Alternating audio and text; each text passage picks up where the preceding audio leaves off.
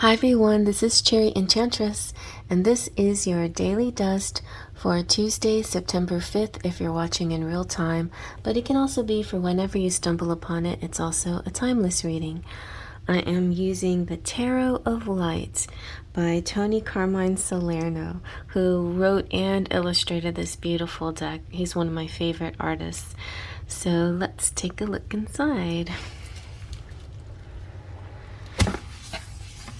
It's a big box and a big book with kind of a regular size deck. And a really pretty backing. So kind of autumnal coloring.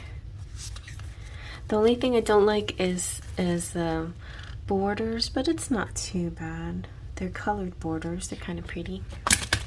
And kind of necessary sometimes when you have cards like this to help with the edge so it doesn't dirty up the artwork. Alright. Okay, let's see what we get. We have the Nine of Angels. Nice. And which is Guardian. It's like you have a guardian angel here. And the Ace of Trees, abundance. That's good. And the Five of Angels, withdraw. So fives have been coming into my knowledge, into my eyesight lately. I see 555 and I always take it as a good sign, but then I started to think about the fives in tarot and what they mean. And the fives usually are kind of the sad side of each suit in tarot. So I feel like maybe I'll do a little lesson about the fives. Anyway, let's zoom on in this reading and see what we get. So we have the Nine of Angels, which in the Rider-Waite-Smith deck or traditional tarot is the Nine of Swords. And it usually has to do with some kind of sadness, could be anxiety, could be depression, just feeling like frustrated, upset, uncertain, sleeplessness. So anxiety rises in proportion to your loss of self-love, and your higher self yearns to calm your worries and restore peace. So tune in and feel it. There is an angel here that has their arms wrapped around you, a guardian who's protecting you and loving you from a distance, and well, close up too. You just don't see them, but maybe you can feel them. When things get tough, there's always this angel here holding you, hugging you, guiding you, supporting you, giving you strength that you may not even realize you have. And it's a little like Cinderella when she is at her worst, at the worst moment of her story, where she has built up a lot of hope, thinking that she's going to get to go to the ball, making a dress or redesigning the dress that her mother gave her, as far as the Disney version is concerned, and very excited that she has now completed her dress and she's ready. And she was still able to do her chores too. So she did her chores and still was able to refurbish her dress to have it ready. Well, her friends did. It was very nice of the mice. It's like all these elements, if you think about it, it's so tragic. She worked all day long for her stepmother and stepsisters, hoping she'd get some time to make her dress. Realizing she didn't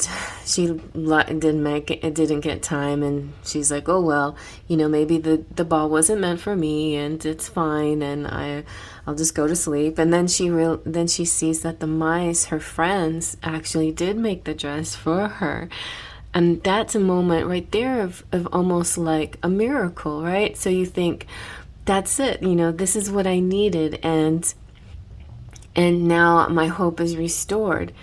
But in the very next minutes after that moment, that happy moment, is yet and is the tower moment where it's just torn down, where it's not just the dress that her mother had, her mother's dress, like her mother who passed away. And it's not just that it was a vicious assault on her and that these sisters have no heart at all, but it was also that these precious friends worked so hard for her to give her something. So if you like really break it down, it's a very sad moment, you know? And after all of that, it would be hard to get back up again. Even very optimistic, lighthearted, sweet, kind, loving Cinderella was sad, you know, was depressed. She was down. And then comes the fairy godmother. So why did the fairy godmother come? Why did her guardian angel come? Why did this higher energy come? Because she didn't lose hope completely, because she is still, there's still a light within her, and the abundance comes. So just keep focusing on that part of you, that light that never dies. Because before you realize it, this is an amazing opportunity is gonna come. An amazing flood of abundance and wealth is gonna come. It's just usually right after a low point. Unfortunately, for some people, it's after a low point. Sometimes it can be any time. It can, you know, no matter if you're varying degrees of suffering, you may not be suffering at all, you know. But just saying, if you feel like you're in a low point, just remember, there is a beautiful flood of plenty flowing your way. You're about to experience many different manifestations of energy you have planted. So you've planted some things, and they're about to all now bloom at the same time. And so this is like this feeling of perfection and bliss and great wealth and prosperity.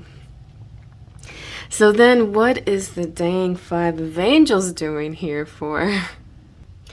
In the regular Rider-Waite-Smith Tarot, the Five of Swords has two images. The one that's in front is one person represented by a male, kind of making a smirk and holding 5 swords, and another person walking away in defeat, kind of feeling dejected.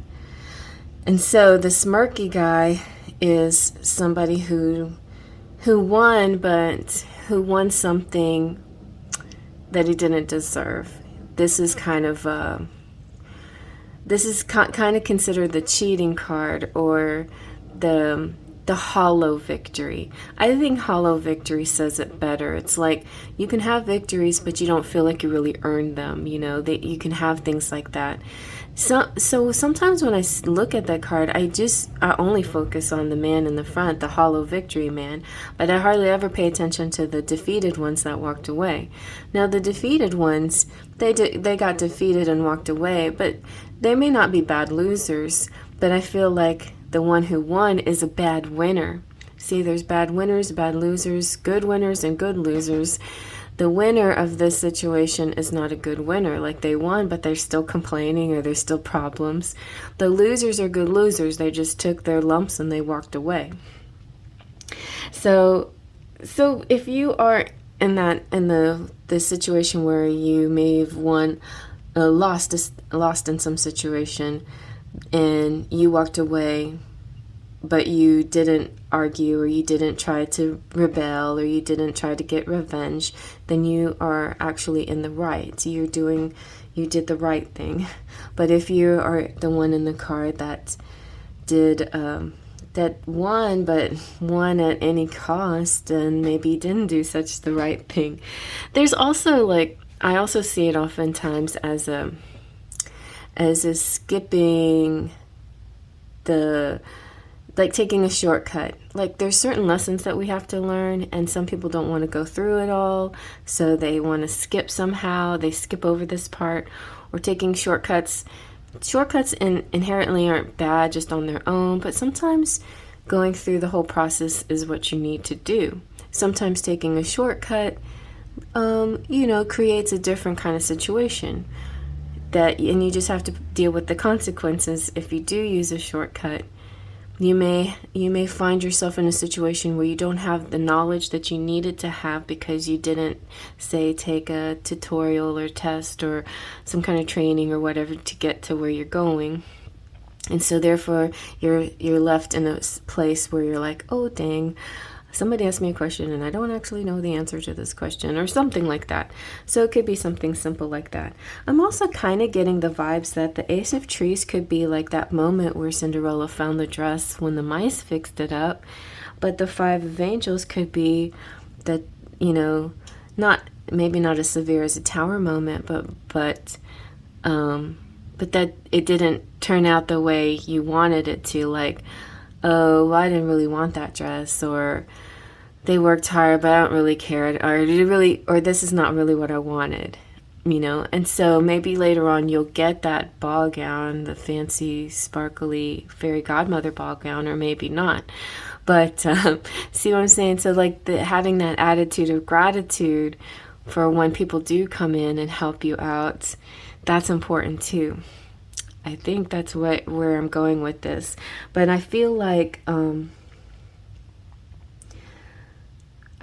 important thing is the Five of Angels is asking you to release like old ways of thinking, because the angels represent, in this deck, represent swords, but also the angels represent angels. So angels here in the Nine of Angels is a guardian protecting you in a difficult moment, and the Five of Angels is an angel protecting you maybe from yourself, maybe helping you be patient in a situation, not try to take a shortcut, maybe allowing the abundance to come to you in its own time and not try to rush it or force it or go too fast. Like, it is coming. Maybe it's not tomorrow, maybe it's 2 days from now, but it does feel like it's going to be soon because it's an ace. An ace always represents like really quick and new beginnings and new things happening soon.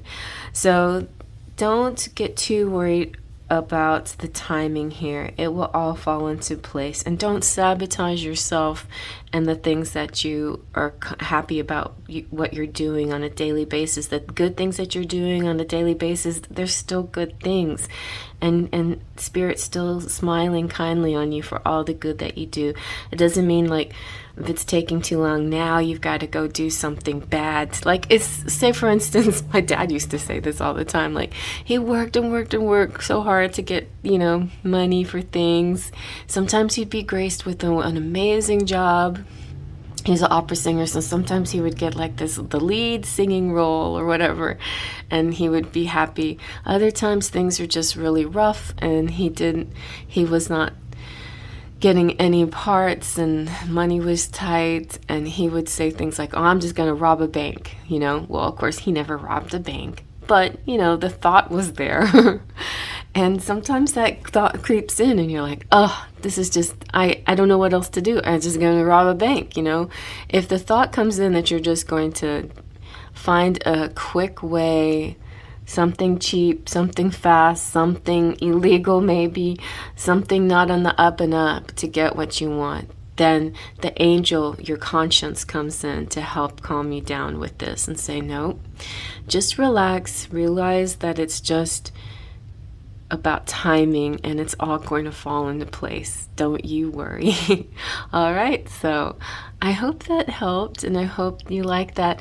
And I'm thinking possibly of making an extended little tutorial in my Patreon page, and I'll put a link below if I do end up doing this, but in my Patreon page, doing a little tutorial about the fives in tarot, if you're interested, okay? So yeah, so if you see that link in the description box, then go to the Patreon page, and it'll be for some small little fee, an extended reading about the number 5 in tarot. All right, well, I'll see you there then. Okay, Justin Pixie Dust.